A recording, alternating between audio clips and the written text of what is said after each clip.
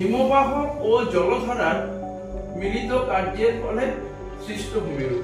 হিমবাহ ও জলধারার মিলিত কার্যের ফলে সৃষ্ট ভূমিরূপ। এটাও তিনটেই করবে, কিন্তু অবশ্যই চিত্র সহ।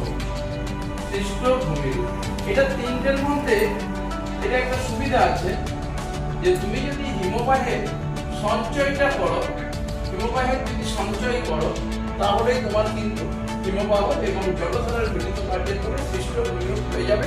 শুধু একটা পয়েন্ট বাদ দিতে হবে। নেক্সট আরেকটা প্রশ্ন, বায়ু ও জলধারার মিলিত কার্যের ফলে সৃষ্ট ভূমিরূপ।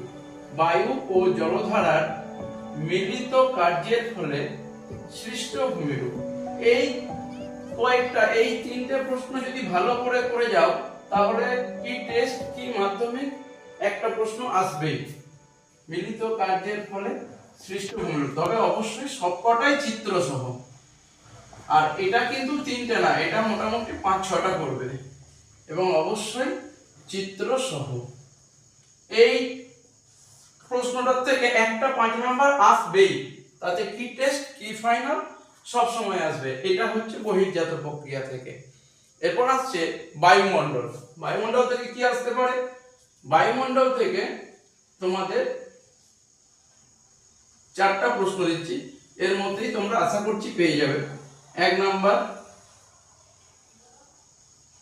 বায়ুর চাপের অথবা উষ্ণতা। বায়ুর চাপের বা উষ্ণতার তারতম্যের কারণ। বায়ুর চাপের বা উষ্ণতার তারতম্যের কারণ। 5টা করতেই হবে, অবশ্যই চিত্র দেবে। চিত্র না দিলে কিন্তু 5-এ 5 পাওয়া যায় না। 2 নাম্বার প্রশ্ন তোমরা করবে যে বায়ুমণ্ডলের স্তর বিন্যাস করে, বায়ুমণ্ডলের স্তর বিন্যাস করো। এইখান থেকে 2 আসে, 3 আসে, 5 আসে, তাই খুব ভালো করে করবে। বায়ুমণ্ডলের স্তর বিন্যাস করতে হবে আমাদেরকে। তোমাদের পরীক্ষায় প্রশ্ন আসে বায়ুমণ্ডলের স্তর বিন্যাস করে যে কোনো একটি ভাগের বর্ণনা দাও।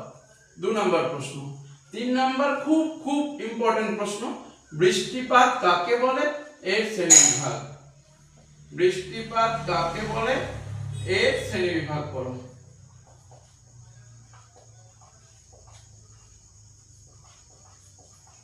আর 4 নাম্বার প্রশ্ন, এটা খুব খুব ইম্পর্টেন্ট, সেটা হচ্ছে বিশ্ব উষ্ণায়ন কি, এর কারণ।